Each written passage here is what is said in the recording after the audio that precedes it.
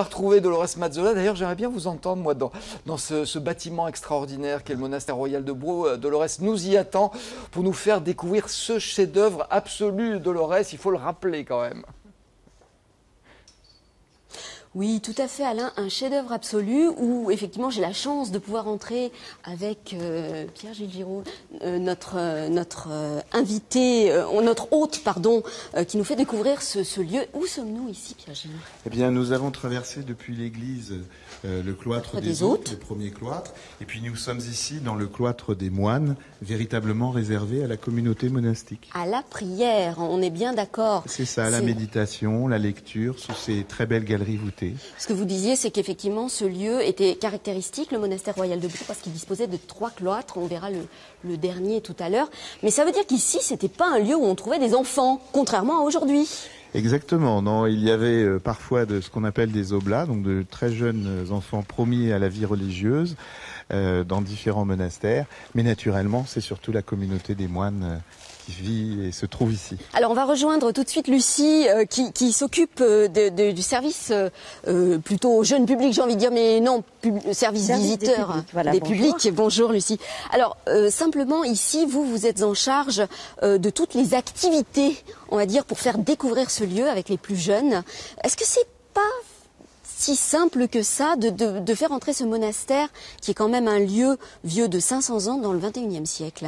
Alors justement, c'est en effet tout l'objectif de cette mission, et c'est de pouvoir attirer tous les types de jeunes publics, et notamment les plus jeunes, à travers un atelier qu'on propose donc cet été qui s'appelle Il était une fois, et c'est une visite en fait sensorielle, ludique, pour comprendre l'histoire de cette princesse Marguerite d'Autriche à travers des musiques, des vidéos, une expérience de toucher. Voilà. C'est l'angle d'attaque, l'histoire d'amour de Marguerite et Philibert. L'histoire de la princesse et de son prince.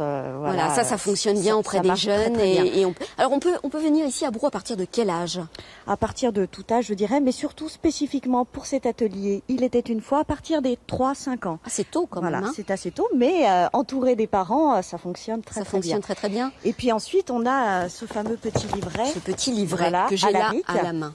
Et c'est en effet le jeune Oblat, l'apprenti moine, qui à travers ce livret-jeu qui est disponible à l'entrée de façon totalement gratuite, qui à partir de 7 ans permet donc avec les parents de découvrir là encore de façon tout à fait ludique l'ensemble de l'histoire de ce monument et de déambuler dans les 3 cloîtres avec des jeux, questions-réponses, jeux des 7 différences, où vraiment là l'enfant est acteur de sa visite et pas seulement spectateur, ce qui permet justement de rendre totalement attirante cette visite du monastère. Et plus vivante aussi, parce que du coup ça se raccroche à des connaissances qu'on peut avoir à l'école.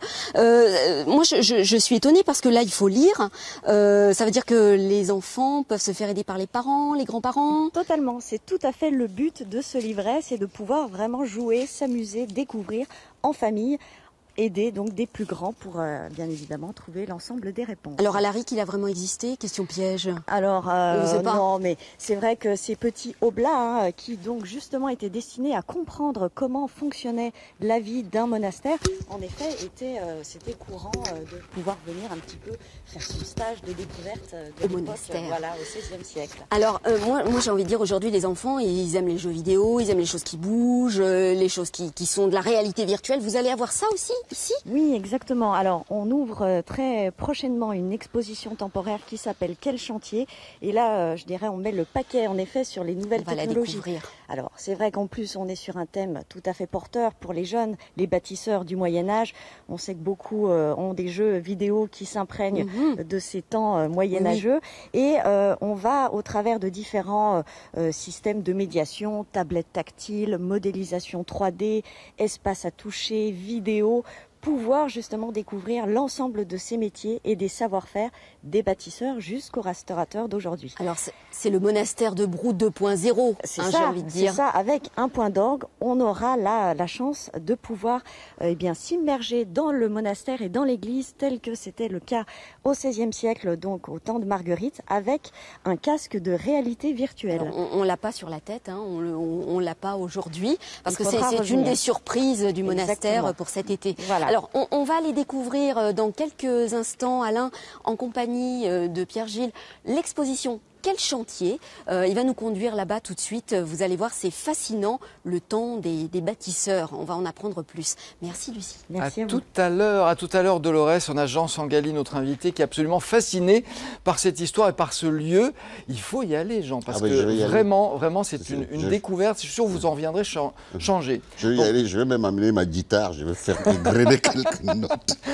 C'est trop magnifique, ces lieux. Jean Sangali, musicien qu'on ne présente plus, qui nous